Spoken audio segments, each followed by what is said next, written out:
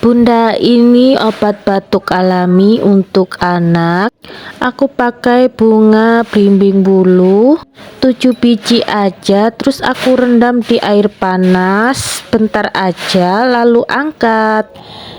Nah, ini udah aku angkat. Lanjut aja, ini kita remas-remas sampai warnanya itu sampai merah ya. Setelah kita remas, ini ampasnya kita buang ya.